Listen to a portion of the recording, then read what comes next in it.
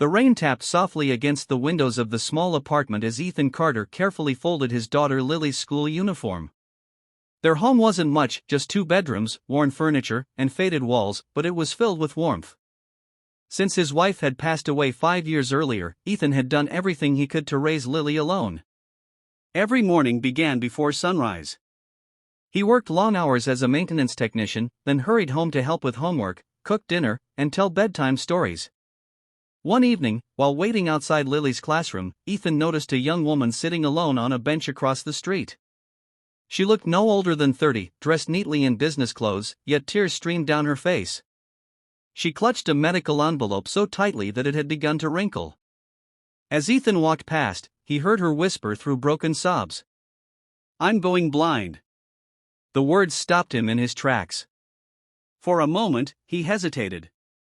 He knew how painful it felt when life suddenly changed forever. Quietly, he walked over.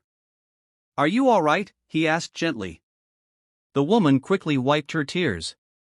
"I'm sorry. I didn't mean to make a scene." "You don't have to apologize." She looked at the medical report again. "The doctors say my eyesight is getting worse every month. Without surgery, I may lose my vision completely." Ethan didn't know what to say. "I'm Ethan.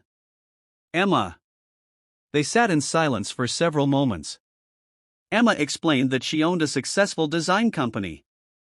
Everyone believed her life was perfect, but no one knew she had been hiding a rare eye disease for nearly 2 years.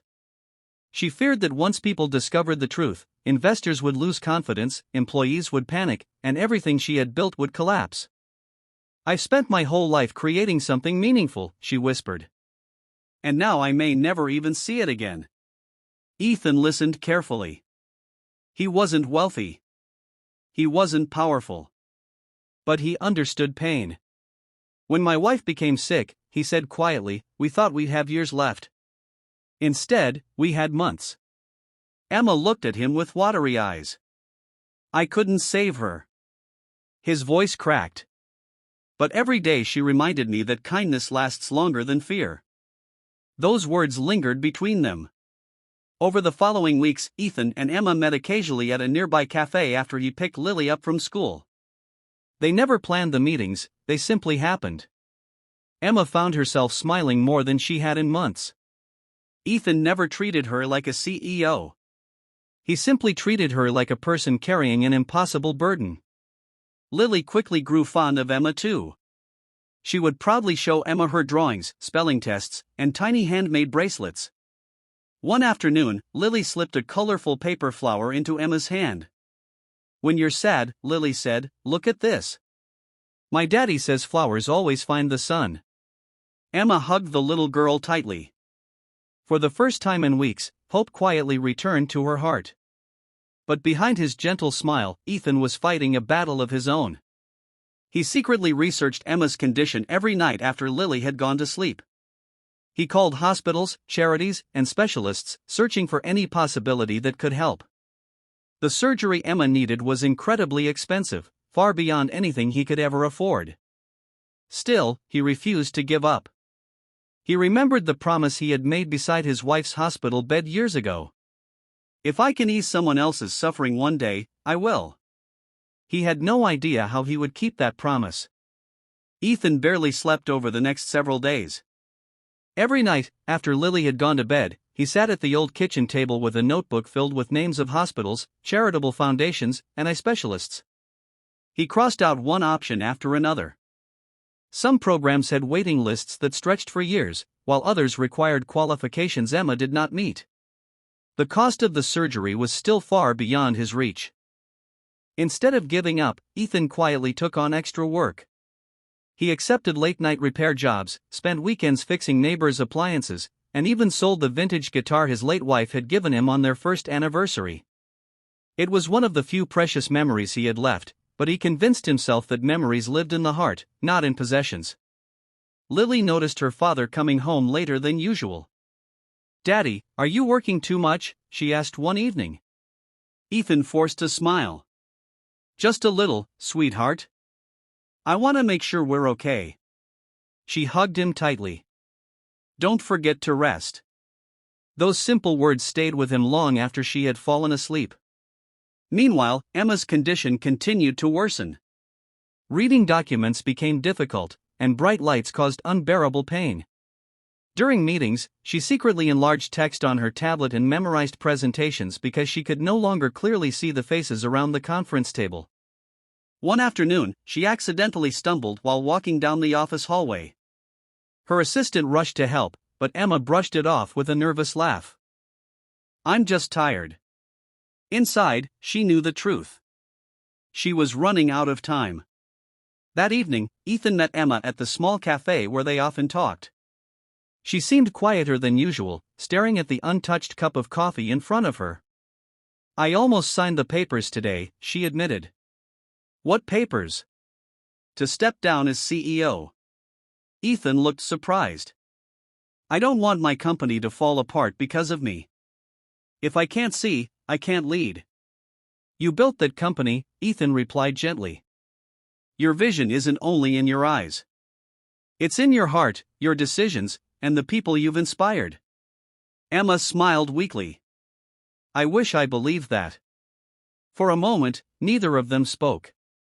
Then Ethan reached into his jacket and handed her a folded sheet of paper. "What is this?" she asked. "A list of specialists I've been calling." Emma stared at him in disbelief. "You've been doing this, for me?" He nodded. "I couldn't just watch you lose hope." Tears filled Emma's eyes. "No one has ever fought this hard for me." She had spent years surrounded by executives, investors, and influential people, yet the person standing beside her through her darkest days was a single father with very little to his name. As Ethan walked home that night, his phone rang. It was a representative from a medical charity he had contacted weeks earlier. "We reviewed the case," the woman said.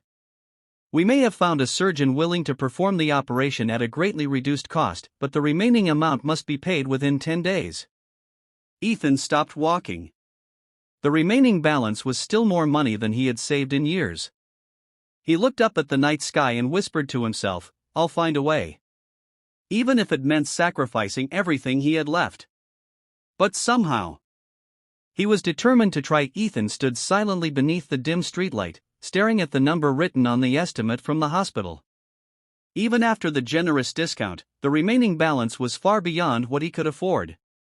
His savings account contained only enough money to cover a few months of rent and Lily's school expenses. Spending it all would leave them with almost nothing. He returned home late that night and quietly watched Lily sleeping peacefully. On the bedside table sat a framed photo of their small family taken before his wife passed away. Ethan picked it up and smiled sadly. "I hope you'd understand," he whispered. The next morning, he made the hardest decision of his life. He sold his old pickup truck, the vehicle he depended on to get to work. It wasn't worth much, but every dollar brought him closer to the amount Emma needed. Then he withdrew nearly all of his savings, keeping only enough to buy groceries and pay the next month's rent.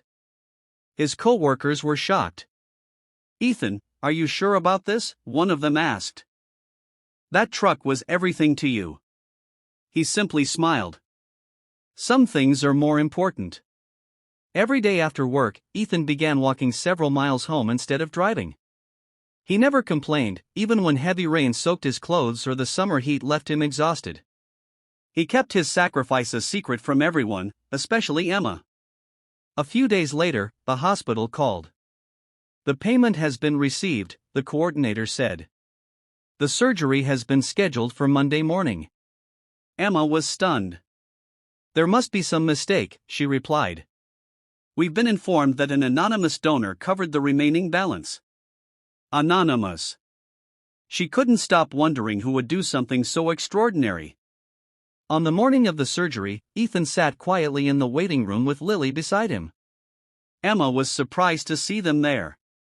"You came," she said softly.